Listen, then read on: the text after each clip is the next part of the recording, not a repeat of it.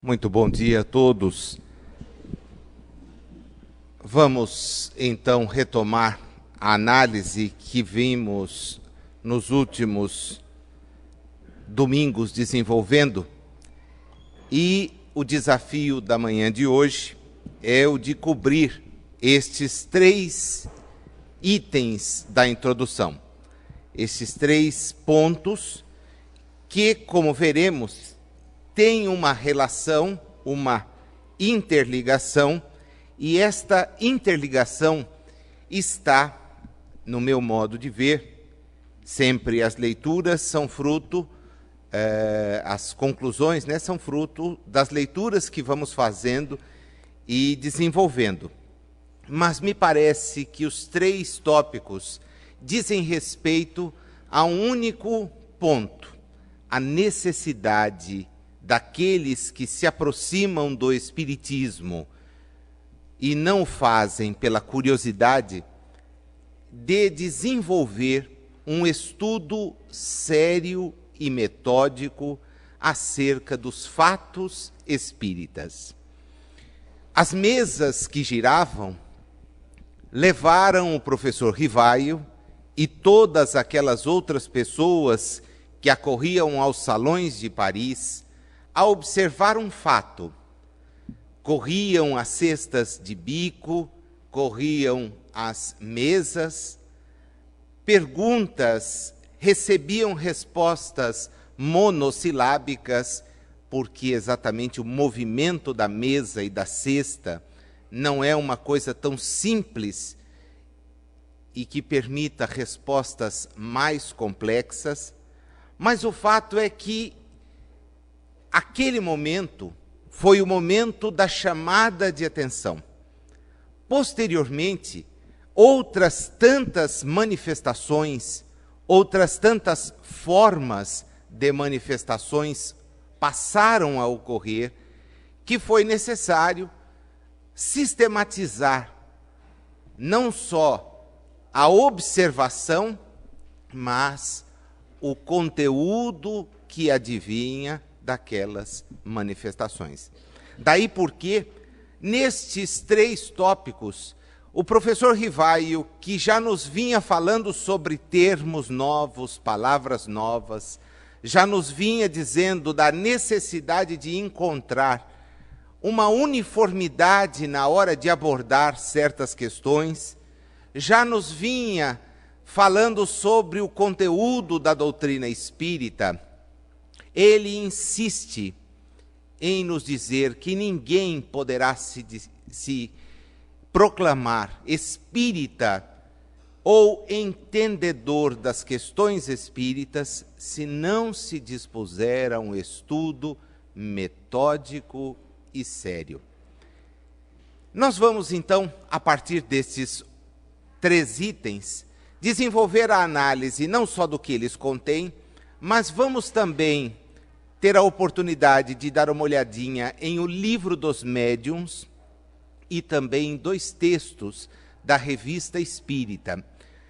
Tudo que fazemos quando interrelacionamos tais textos tem um propósito bem claro: o de demonstrar que a doutrina é um todo, que a doutrina não tem uma obra mais destacada do que a outra.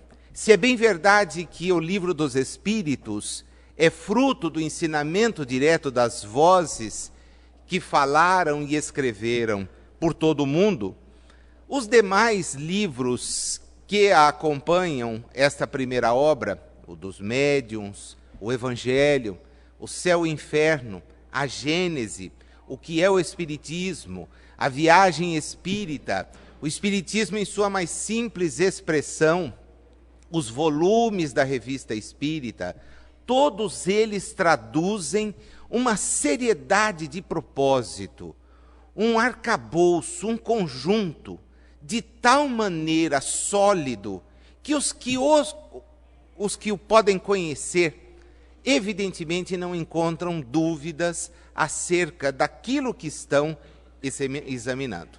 Então Kardec começa, e os que têm aí em mãos o livro podem nos acompanhar, nós vamos no primeiro parágrafo do item 8º, ele começa nos advertindo a respeito exatamente do seguinte: só é possível entender ou desenvolver um estudo sério da doutrina espírita aqueles homens que se mostrarem sérios, perseverantes, livres de prevenções e animados de firme e sincera vontade de chegar a um resultado. Homens sérios. E isto porque, como ele mesmo destacará, existem homens na realidade encarnatória que não são sérios, como existem espíritos na realidade mais ampla que também não são sérios. Portanto, se não formos dotados deste tipo de precaução, nós corremos o risco de não aprofundarmos o nosso conhecimento e do Espiritismo não termos mais do que uma simples notícia. Ele vai mais, né? Exige perseverança. E como as pessoas não são perseverantes. A mostra disso é o quanto o sujeito começa e não termina nada.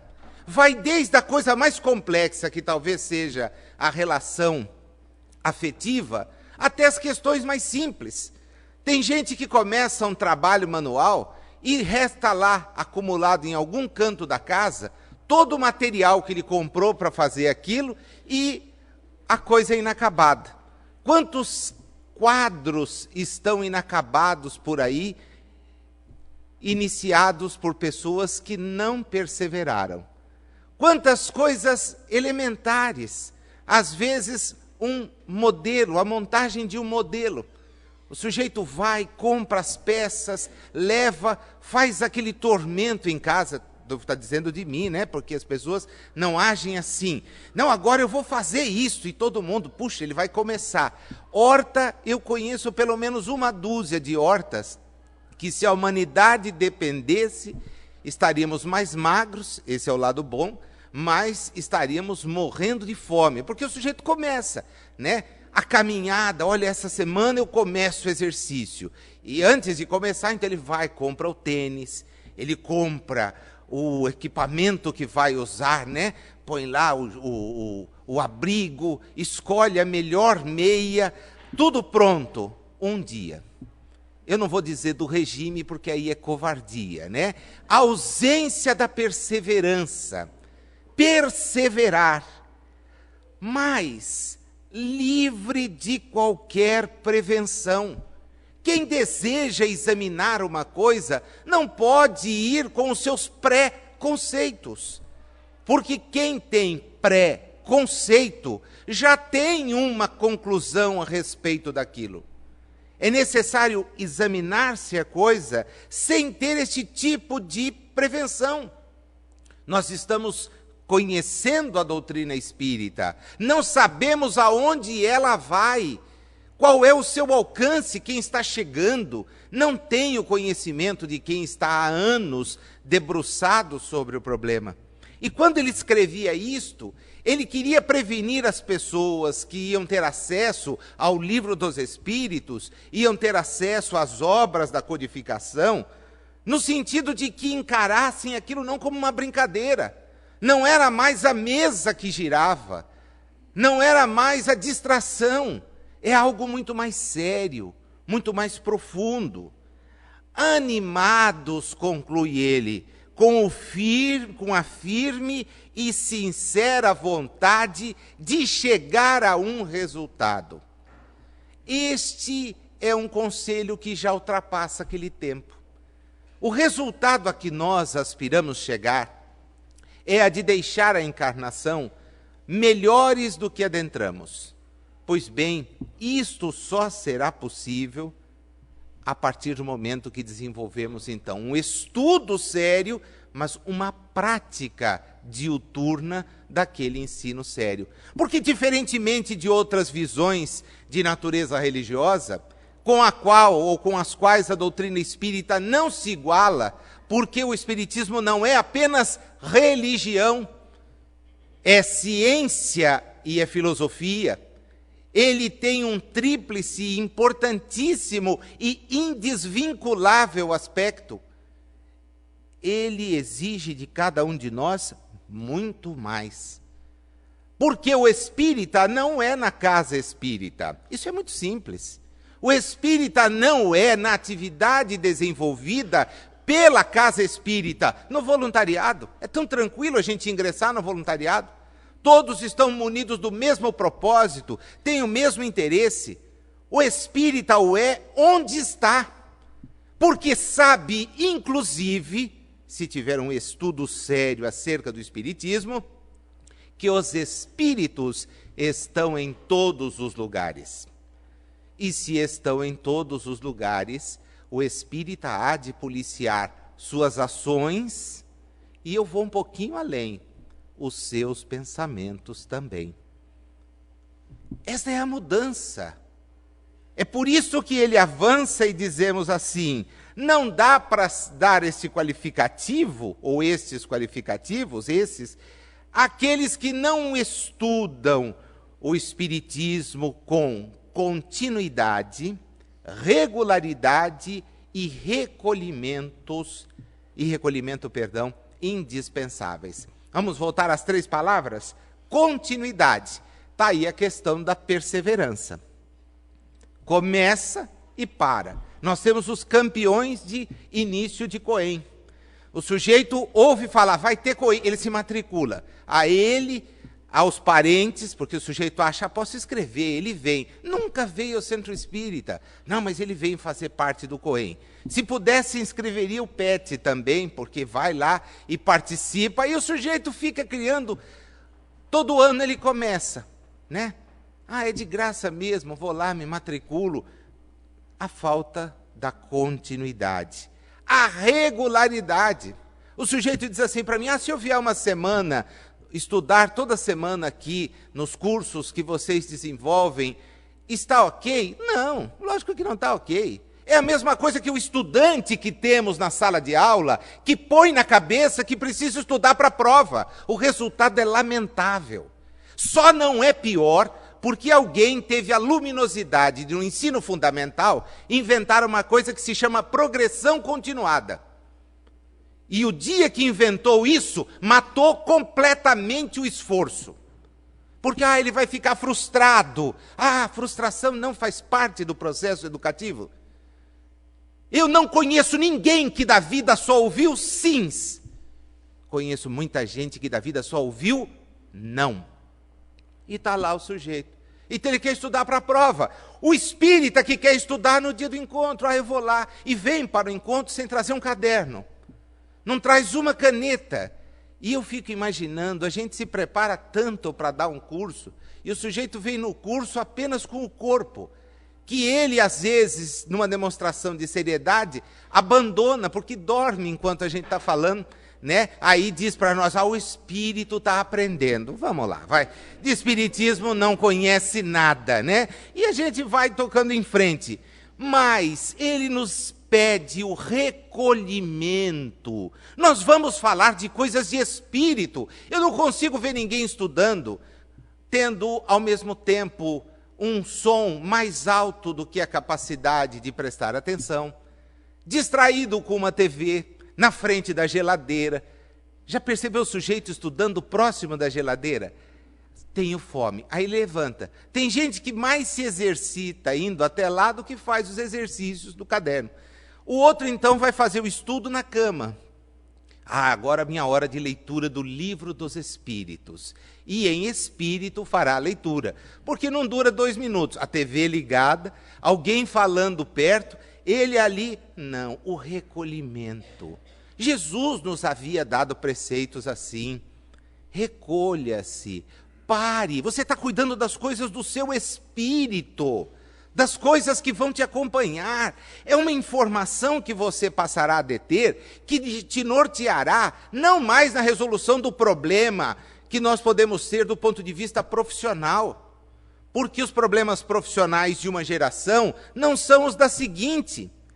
Nós vamos tendo a evolução do conhecimento, e aqueles que, por exemplo, foram graduados num determinado período, hoje estão, se não se atualizaram, completamente afastados da realidade do mercado. Pois bem, nós estamos cuidando aqui não é de uma manifestação de mercado, nós estamos cuidando da manifestação da existência e da vida, pois o sujeito precisa então ter isto. Agora, e se não quiser, Kardec é muito categórico. Abstenham-se os que entendem não serem dignos de sua atenção tais fatos. Abandonem. Ah, mas eu vou me perder? Perdido já está. Continue. É dizer, se você não quer levar a coisa a sério, esqueça. E dirigindo-se àqueles que ainda insistem em detratar a doutrina espírita, ridiculamente ainda insistem, publicando panfletinhos, oferecendo jornaizinhos de quinta categoria e detonando uma coisa que eles não conhecem, nós, os espíritas, exigimos o mesmo respeito que damos à crença de quem quer que seja. Agora exigimos respeito.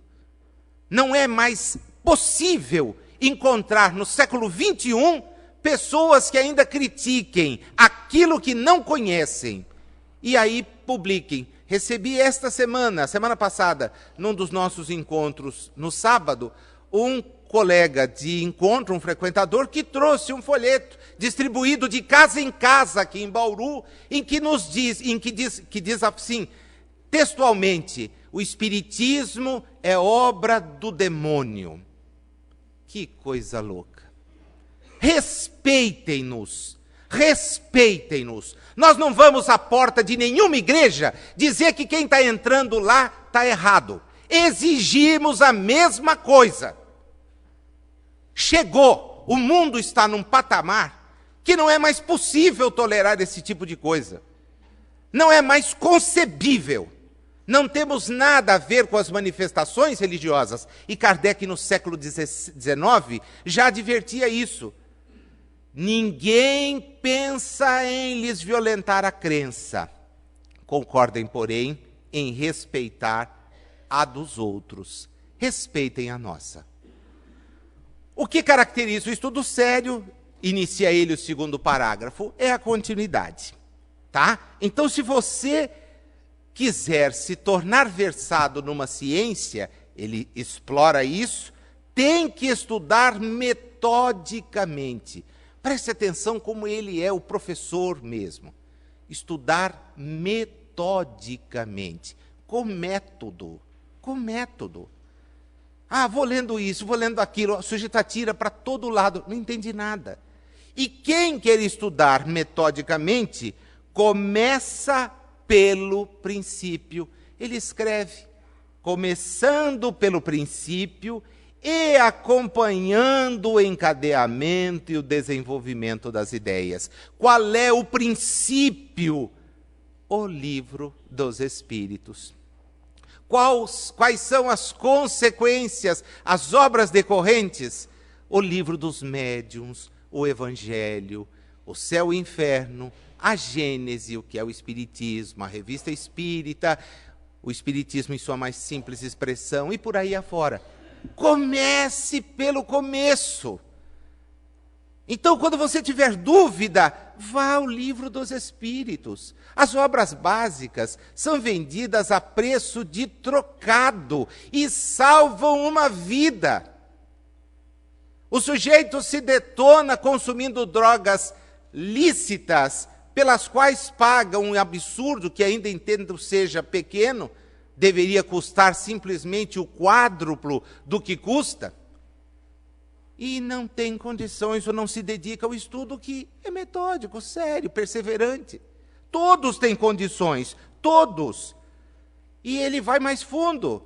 Quem quiser instruir-se com os espíritos, tem de com eles fazer um curso. Mas exatamente como se procede entre nós, deverá escolher seus professores e trabalhar com assiduidade. O foco dele é o ensino, é o estudo. Muita gente diz, eu não consigo estudar sozinho. Não é por falta de oportunidade, né? A gente aqui oferece todo semestre novos cursos. Todas as semanas nós temos aqui inúmeras salas reservadas para isto. As nossas reuniões públicas, diferentemente do que ocorre em algumas casas espíritas, são todas elas dedicadas ao estudo. Todas. Nós não temos uma única reunião pública que não cumpra esta finalidade. Todos os nossos encontros se encerram com ofertas de leitura. O Clube do Livro Espírita, que comemora o aniversário neste mês, é um veículo mais fácil de disseminação das ideias espíritas. E pasma saber que muita gente que frequenta não é sócio, não contribui, não colabora, conhecendo uma nova obra todos os meses e trabalhando para que esta nova obra, o ensino espírita, chegue. Devemos ler tudo, reter o que é bom, devemos divulgar aquilo que efetivamente é importante. E é este o propósito que tem um Clube do Livro Espírita. Então é importante que a gente se conscientize, cerre fileiras, ajude, trabalhe, conheça. Ele vai num parágrafo subsequente, o terceiro daí do nosso estudo, dizendo que os espíritos superiores somente acorrem às sessões sérias, sobretudo naquelas em que há comunhão de pensamentos e sentimento para o bem. Isso está em O Livro dos Médiuns, quando se fala sobre a questão que envolve as evocações espíritas. Quando Kardec questiona se os espíritos superiores atendem às evocações, o mentor responde: qual é o propósito daquele que evoca? Só o conhecimento vai nos fazer entender que nós não podemos pedir a ajuda da realidade espiritual para as nossas baboseiras. Nós não podemos contar com a ajuda dos bons espíritos para propósitos que não são bons. Pois tem gente que leva preces a Deus contra aquele que está do lado. Tenha coragem de pedir a Deus que castigue aquele que porventura o possa ter prejudicado.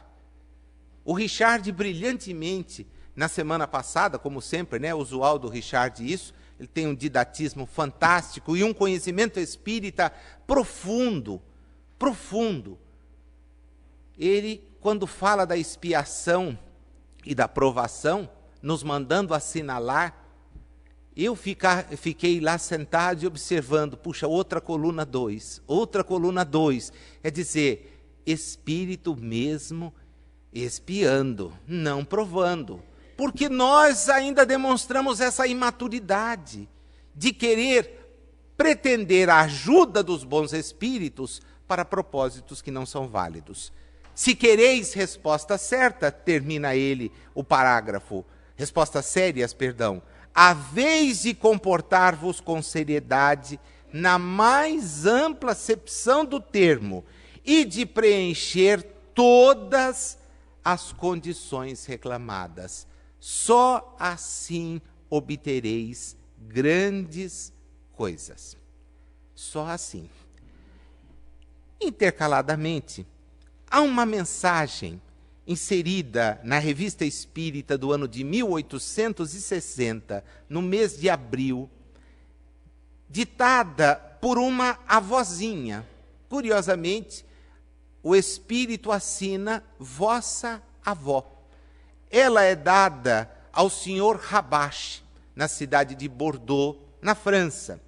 E essa avózinha, que traz lá considerações a respeito da sua alegria em ver que os seus parentes estão se interessando pela prática espírita, ela nos diz uma coisa bastante interessante e que calha com isso que nós estamos trabalhando.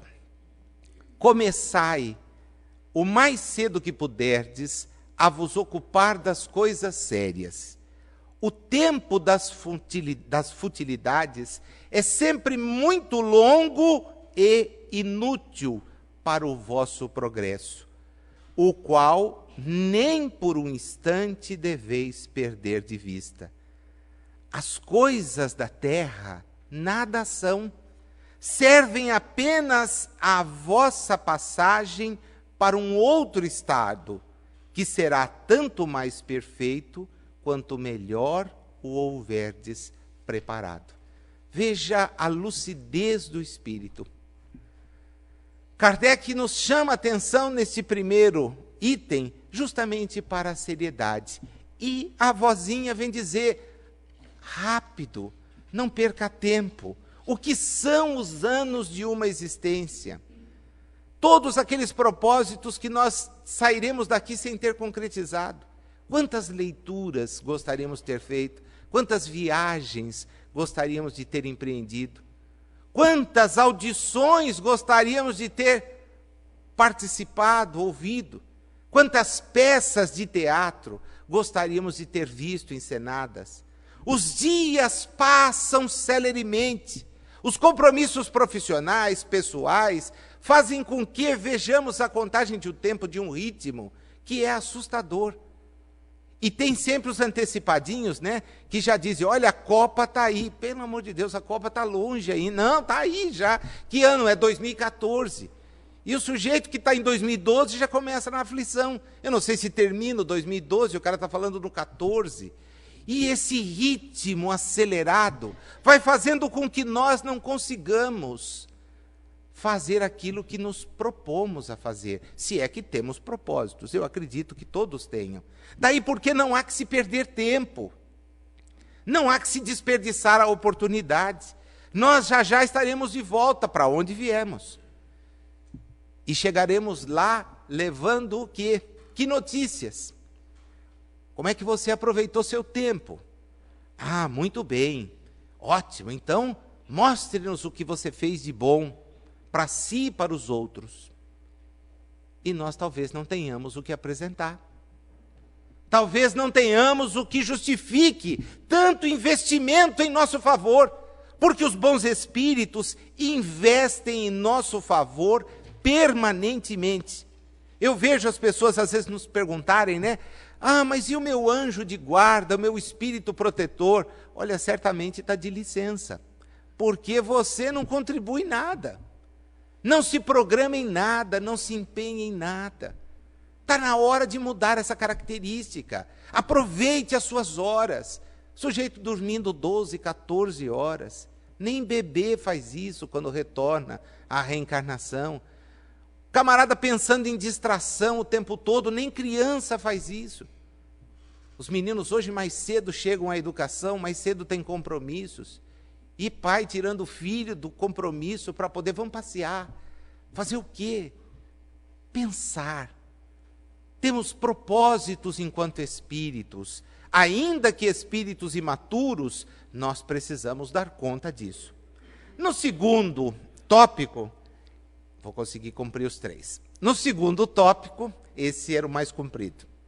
A gente tem que administrar o relógio e o conteúdo, dá tempo. Ele analisa, dentro da ótica do estudo, justamente aquilo que desperta ou que pode despertar o estudo das pessoas. Eu vou ser mais sintético na abordagem dele, exatamente porque ele nos fala das sessões de natureza mediúnica. Ele está preocupado naqueles espíritas que amanhã se voltarão para a prática espírita, para o exercício através da mediunidade.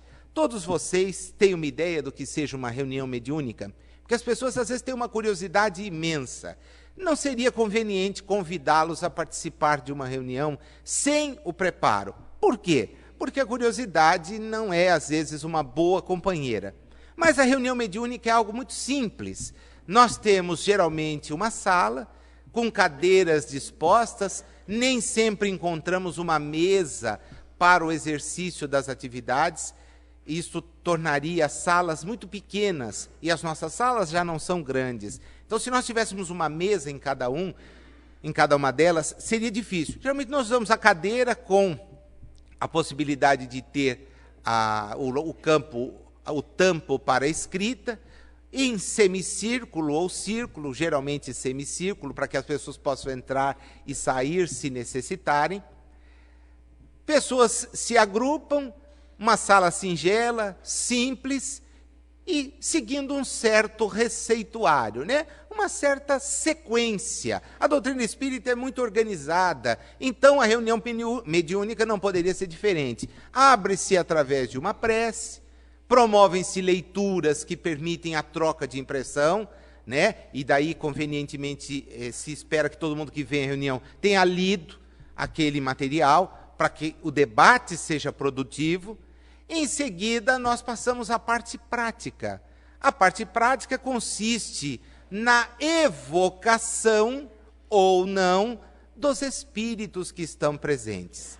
E eles se fazem presentes em número muito maior do que os que estão ali encarnados imaginam, né? O número é realmente muito grande de pessoas que, na realidade espiritual, não tiveram noção que nós estamos tendo. Daí a importância de trabalharmos na divulgação da doutrina espírita. Quanto mais encarnados orientados tivermos, menos desencarnados amanhã teremos perdidos. Pelo menos saber-se-ão desencarnados. Olha, mas eu não estou na colônia X. Não está. Eu estou, parece que em casa. Sim. Onde estão as suas coisas? Onde estão as suas coisas, né? Onde está o seu coração? Ah, está aqui, né? Aqui tem o meu armário, aqui está a minha cadeira, ali está a minha isso, aqui está aquele meu. Bom, quem tem tanto meu assim, não pode abandonar, né? Continue aí cuidando do seu. E o que vai acontecer agora eu não posso pegar. Então, quem sabe, aos poucos, você vá se conscientizando que tudo aquilo que chamava de seu era emprestado. E seu é o bem que você praticou. Seu é o conhecimento que você adquiriu. Por isso a recomendação: espíritas, amai-vos e instruí-vos. As únicas duas coisas que nós levamos são as únicas que traremos. Aquilo que tivermos efetivamente feito de bem e conhecido. Ninguém vai levar guarda-roupa, carro do ano, celular, embora alguns prevenidos estejam colocando isso dentro dos caixões, vai que são enterrados por equívoco. Eu só gostaria de saber quem é que vai atender, tá? Porque o sujeito querer levar, não vejo drama nenhum.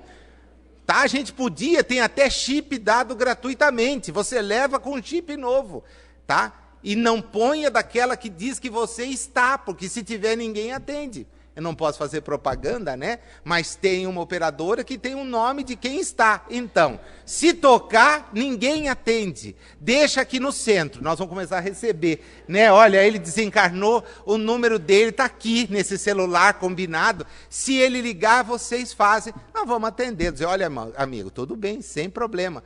Porque quem são os mortos? Que tolice é essa de você conviver com a pessoa até um minuto e depois ter receio dela? Que é isso? Que infantilidade é essa? Eu vou sentir receio de encontrar minha mãe? Vou sentir receio de encontrar minha avó? Vou sentir receio de encontrar um filho? Que é isso? Que infantilidade é essa? Que espíritas somos? Ah, eu quero distância. Não, eu quero proximidade. Adoraria reencontrar, divisá-los a todos. O problema é que nem todos os que conviveram conosco, e talvez nem nós mesmos amanhã, estejamos em condições de dar comunicação, de nos apresentarmos. Por quê? Porque a realidade espiritual não comporta disfarces. Aqui na Terra a gente tem disfarce.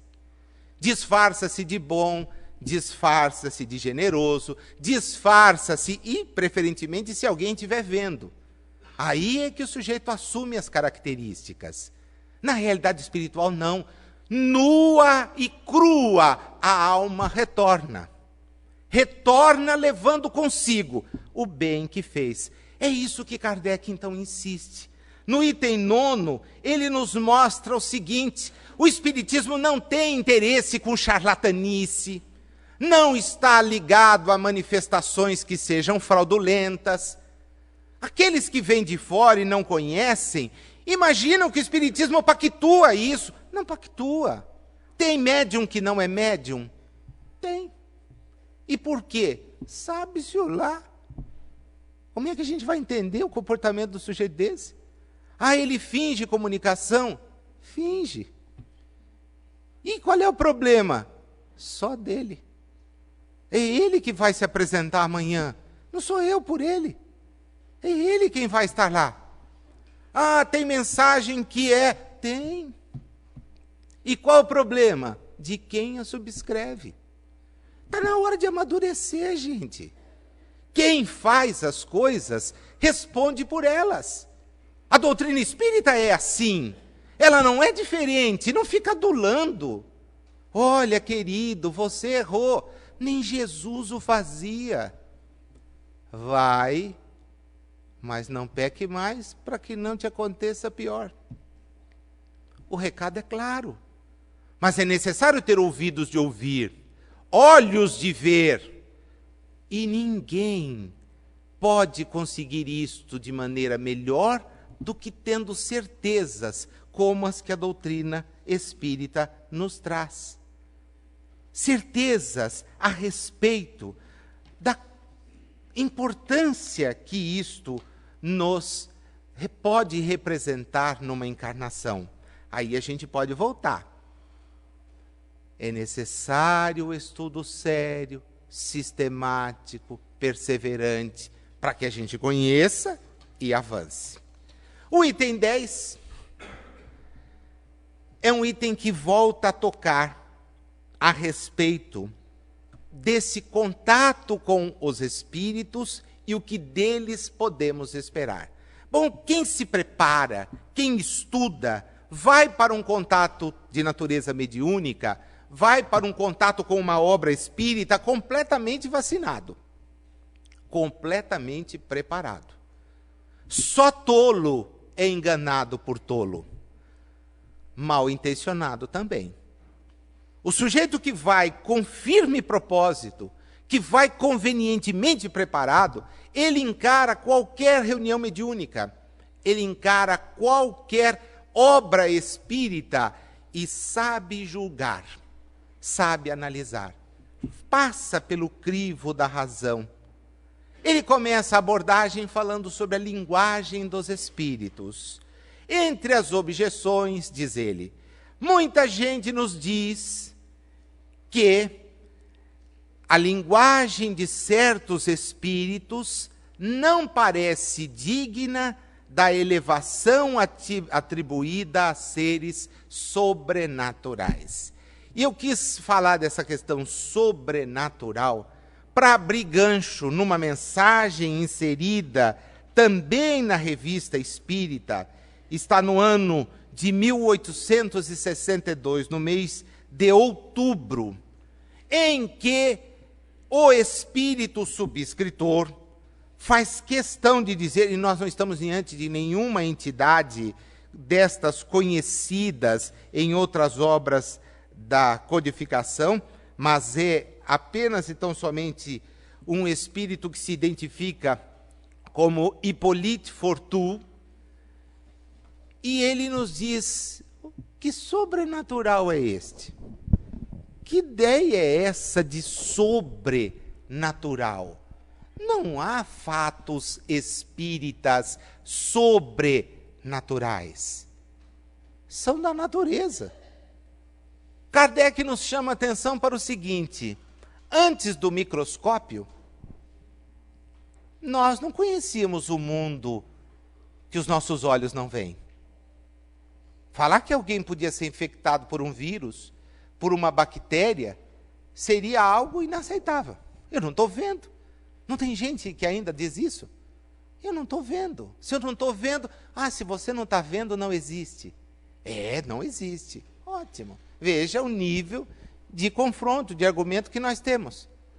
Se a pessoa não estiver vendo, não tem condições de existir, a questão não é esta. Assim como a realidade espiritual é muito, muito, mas muito mais ampla do que a nossa capacidade pode, num princípio, admitir. Então, ele nos chama a atenção exatamente para o fato de que o sobrenatural não pode ter este nome, porque é natureza. Uma natureza cujas leis a doutrina espírita veio abrir, interpretar e esclarecer. Mas os fatos espíritas existem na Terra desde que o homem aqui está. Porque para encarnar-se em um homem, nós tivemos a presença do Espírito. E o homem das primeiras encarnações não é o homem dos nossos dias. Basta visitar aí um museu de antropologia ou pegar qualquer quadrinho que o sujeito explica isso. O homem do passado era coberto de pelos, os de hoje careca.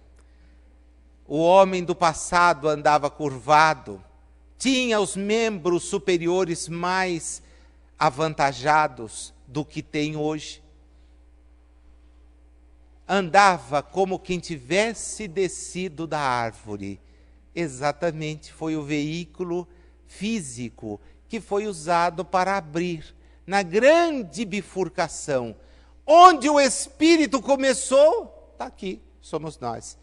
Onde o princípio inteligente continuou, estão aí os animais, como os orangotangos, os gorilas, os macacos, etc, etc, etc. Lá o princípio inteligente, aqui o espírito. Pois bem, a interpretação das leis da natureza não revela a existência de algo sobrenatural.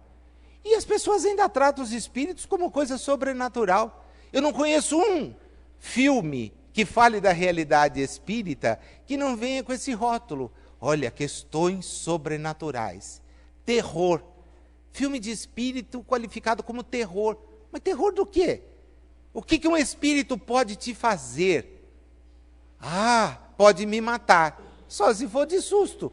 Porque, no mais, não vai te matar, não vai te atirar, nada disso. Pode atirar uma coisa no ambiente, etc. Veja, é uma questão de dominar, não há sobrenatural.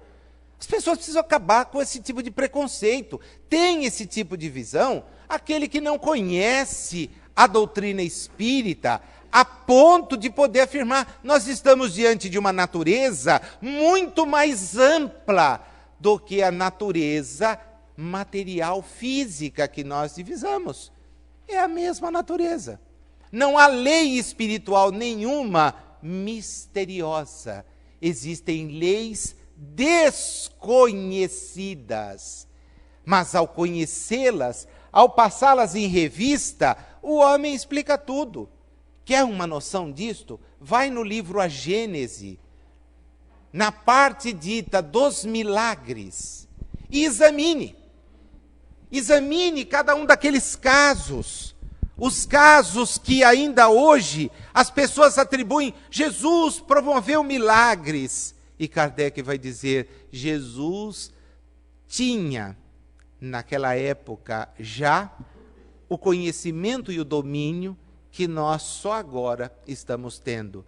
Olha, ele sabia onde estava o cardume. Milagre? Não.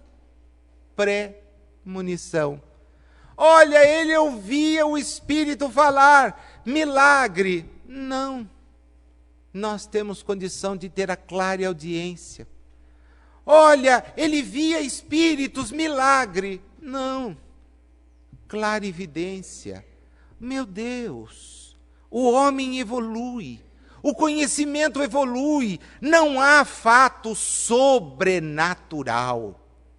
Existem leis naturais que são desconhecidas. E como é que a gente conhece? Estudando, analisando e vendo as consequências. É a doutrina espírita. Por isso ninguém espere aqui encontrar notícias sobre milagre. Ah, Nazil, mas Deus não pode fazer milagres? Quem está dizendo isso? Nem eu, nem a doutrina espírita. Deus Poderia. A pergunta que não quer calar é: por que faria? Porque o dia que fizer uma coisa dessa, complicou a moral dele. Ah, o senhor atendeu o Nazil por quê? Ah, porque eu gosto mais do Nazil. Ah, desculpinha boba, né? Não é isso. Porque vai gostar mais de mim e menos de outro? Não existe isso. Deus se faz presente em nós através da providência divina, que a todos quer ver progredindo. A todos. Então ninguém se julgue nem privilegiado e nem deserdado. Todos somos iguais, diferentes apenas no esforço que fazemos para ser melhores. E aí, meu caro, não tem como a gente ter justificativa. Imaginemos numa sala de aula. Os alunos todos recebem a mesma aula, mas alguns anotam, não ficam distraídos no celular, mandando mensagem ou postando no Facebook: que aula chata, que coisa horrível, que medonho que eu estou aqui. E depois não sabe que o professor recebe aquilo, né? Aí a gente se acerta na hora de quê? Da avaliação. Porque o aluno que foi sério, que prestou atenção, que anotou, que chegou em casa e foi estudar, qual é a atividade que esse infeliz tem na vida? Estudar. Felizes os que podem fazer isto. E tem pai que ainda não conscientizou o filho dessa situação. Ah, coitadinho, foi para a escola. Ah, não, felizardo foi para a escola. Porque muita gente que eu conheço não pôde concluir o ensino fundamental, porque teve que ir sustentar-se antes de pensar em qualquer formação. E o sujeito está ali para estudar. Muito bem, ele estuda, vai para casa, se aplica. Vem na hora da avaliação, tem nota 10. 9. É aprovado de ano. Ah, o outro coitadinho. Que coitadinho? Que coitadinho é esse? Porque não fez as coisas certas? Porque não cumpriu a parte que lhe competia, é coitado? Ora, não sejamos infantis. A realidade espiritual, portanto, premia aqueles que se empenham. E é nada mais justo. Nós vamos querer que sejam premiados os que não fazem nada. O sujeito que fica num doce farniente, passa a existência inteira sem pensar em nada. Ah, mas na última hora ele vai se arrepender e vai arder no umbral. Numa escuridão imensa, vagando como um zumbi. E depois vai encontrar alguém que o atenda, se conseguir preparar-se, vem para uma nova existência. Se chegar com o mesmo propósito, a gente já sabe o que vai acontecer. Sem ilusão. Ah, mas então eu que cumpri tudo, fez a sua obrigação. Ah, quer dizer nada. Se você fez a parte que te competia, ótimo. Não é o que a gente quer? Que cada um faça a parte que lhe compete. Ah, mas ninguém vai me aplaudir. Para quê? Por ter feito o que é sua obrigação? Não há isso. A realidade espírita é muito clara. Então não há sobrenatural, extraordinário. Tirar. Isso é falta de conhecimento espírita. Ele insiste dizendo assim, olha, os próprios espíritos, segundo o parágrafo do 10, nos ensinam não haver entre eles igualdade de conhecimentos, nem de qualidades morais. Nem igualdade de conhecimento, nem de qualidades morais. Dá para a gente perceber como é lúcido o ensino espírita? Nós somos todos iguais? No início, sim. Todos criados simples e ignorantes. Agora, uns avançam, os outros ficam. Mercê do quê? Ah, Deus gosta mais deles. Deus cria todos simples e ignorantes. O progresso, cada um faz como quiser. Você tem chance de fazer o bem? Tenho. Faça. Você tem chance de conhecer? Tenho. Aproveite. Ah, mas eu vou deixar para depois. Não reclame. Não reclame. Não se julgue desprestigiado. Não se julgue ignorado. Não se julgue nada. Julgue-se a si mesmo. Eu poderia ter feito e não fiz. É muito mais coerente. E aí, evidentemente, quem não fez não pode cobrar. Não pode pedir. Não fez. E se pedir, não pode contar que vai ser atendido. Não fez. Daí porque, gente, quando a gente desperta todo dia, tem aquele desafio de o que vou fazer de bem hoje. E quando vai se recolher à noite, passar isto em revista. Quanto bem fiz. Quanto mal fiz. Amanhã preciso cortar o mal. Mais um pouquinho. E vai avançando. Preciso conhecer. Ele nos diz que só pessoas sensatas separam bom de mal. Bom de mal. Uma frase bem categorizada aí no segundo parágrafo. No terceiro parágrafo, ele nos, dentro dessa mesma linha, né? Eu estou fazendo uma linha de leitura, evidentemente quem está com o texto aí está vendo onde eu estou indo. Se não tem o texto, pode imaginar que está escrito uma coisa na sequência da outra. Não está. Eu estabeleço uma linha, né? A gente tem 1 hora para falar de um tópico. É muito pouco. Sinceramente, é muito pouco. Quanto mais a gente estuda, mais descobre que não conhece. Mais descobre que precisaria estudar mais, entender, interligar as coisas. No mundo dos espíritos, nos diz ele, no terceiro parágrafo do item 10. Também há uma sociedade boa e uma sociedade má. Dignem-se os que daquele modo se pronunciam, contrário aos ensinamentos dos espíritos, etc., de estudar o que se passa entre os espíritos de escol e se convencerão de que a gente não pode tomar uma cidade, o conjunto dos habitantes de uma cidade, por um único bairro. Imaginemos o bairro mais solidário de Bauru, aqueles em que todos os vizinhos se cumprimentam, todo mundo ajuda. Olha, você não precisa recolher o lixo hoje não, deixa que eu recolho para você. Você vai viajar, eu cuido da sua casa. É assim, nós não temos bairros aqui assim, em profusão, né? Se um extraterrestre viesse aqui, descesse num bairro desse, nossa, que povo evoluído. Imagina que o vizinho não precisa varrer. Você que está varrendo a sua calçada, vizinho, descansa, hoje é comigo. Vai lá, varre tudo. Nossa, mas você não tem que trabalhar? Não, estou levantando mais cedo para fazer isto. Meu Deus, né? Todo mundo quer mudar para o bairro. Agora imagina que o sujeito caia num bairro contrário, esse minoritário, né? Aquele em que o sujeito reclama do vizinho, que para o carro na árvore que o vizinho plantou. O vizinho foi lá, colocou a árvore, cuidou, regou, a árvore ficou frondosa, você chega com o carrão e para embaixo, né? Oh, que beleza essa sombra. Será que ele não fez para ele? Não pensou? Não, não. Aqui o mundo é de quem chega primeiro, né? Tem que levar vantagem em tudo. Certo? Errado. Errado. Quem leva vantagem em tudo já recebeu a sua paga. E adotou comportamento injustificável. A realidade espírita, que é a mesma realidade dos homens, se apresenta assim, com espíritos que são elevados e espíritos que não o são.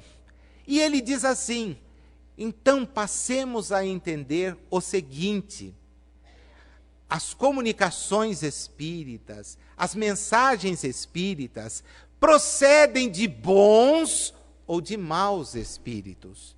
E quem vai julgá-las? Quem conhece, quem estuda, quem se aprofunda. Este separa joio de trigo. Do contrário, não. Come gato por lebre. E ainda sai repetindo aquilo para todo mundo. Olha, a lebre é uma delícia, mas você comeu um gato.